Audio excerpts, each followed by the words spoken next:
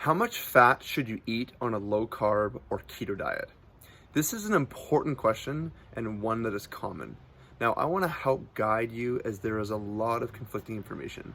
On the one hand, people are saying that you should eat as much fat as you can, as that's the key to fat loss. There's Fat Bomb, Bulletproof Coffee, among other things.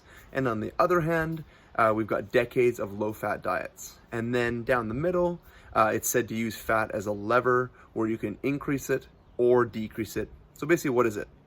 So I'm going to hopefully help clear this up for you. Now, just before we get started, if you haven't already, please hit that subscribe button and click that little notification bell so that you'll never miss one of my videos. And when you click that notification bell, just select all so that you're notified of all videos. So first of all, a low carb or a low fat diet may be right for some people, but certainly there is no harm to a high fat diet, especially when combined with low carb. That's the key. Now the issue comes in when you mix high fat with high carb, as in the standard American diet, as it's called.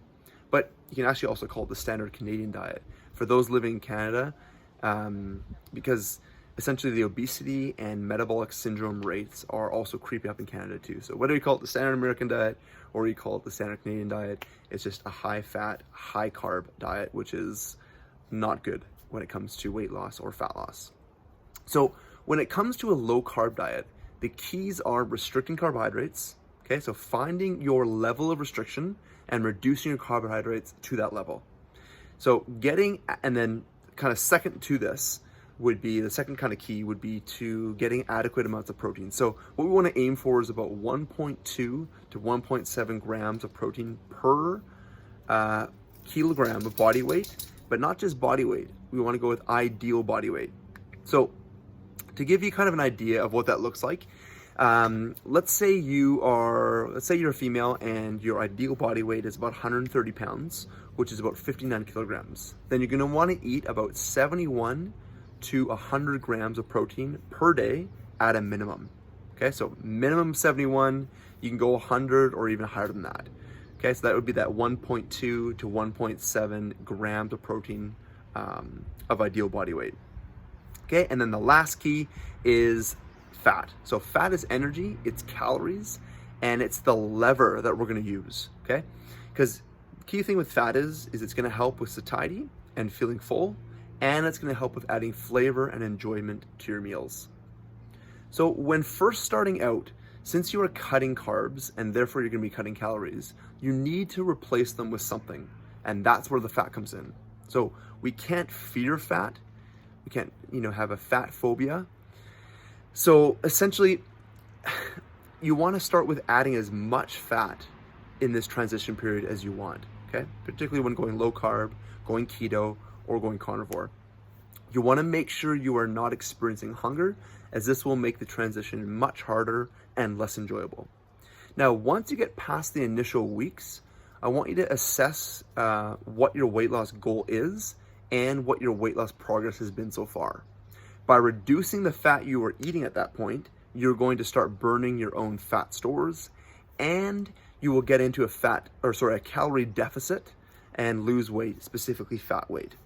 So now, if you lower your fat too much, this is going to be a problem, because if you lower your fat too much, you're going to be lowering your calories too much, and that's going to stimulate hunger.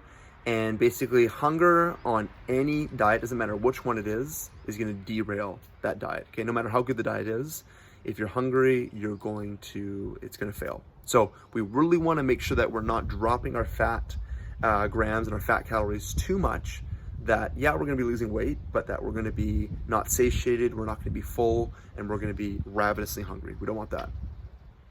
So now a big part of this will be getting in tune with your hunger cues, knowing what they mean and how to deal with them as they come in waves. But it's something we don't want to live with all the time, nor do we need to. So you're going to have hunger waves, but you shouldn't be at a point where it's just constantly all throughout the day you're hungry, okay? Something's not right there. You're not consuming enough fat if that's the case.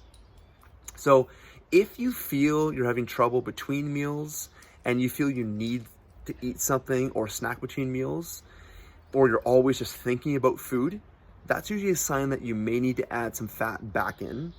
Now, as long as you're getting enough protein. So we got to make sure the protein is at least that minimum amount, like I talked about, the 1.2 to 1.7 grams per kilogram of ideal body weight. But as long as that's in, you just kind of bump up the fat if you're feeling hungry. So you can also add, if you wanted, some green vegetables that are low carb, and then just make up the difference with the extra fat. So ultimately, you'll be using fat as a lever, as things will fluctuate over time where fat loss will stall and where you'll need to dial the fat back. And then at other times, you'll need to increase it. But fat is your lever, not carbs. So we're not bumping carbs up and down. We're not using carbs, we're restricting carbs, okay? We're using fat as that lever to modulate calories and increase your satiety. So you want, like I was just saying, you want fat, you want to eat enough fat for satiety, taste, and enjoyment, as that's the role of fat.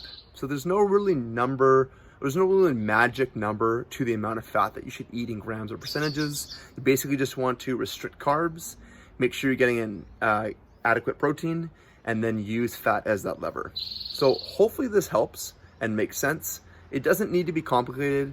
Now, for further info, definitely check out the fat guide on dietdoctor.com, okay, which I'll link to below, as that may help. Now, if you know of anyone that may benefit from this video, please consider sharing it with them, as you may actually help them resolve their health issues, or at a minimum, drastically improve them. So I just want to thank you for watching my video again, and please remember to subscribe and click the notification bell and select all. And as always, if you have ideas for future videos, make sure you comment below, as this helps me know what videos to create and what you'd like to learn. So keep it locked in here on my channel. I look forward to coming to you in the next video.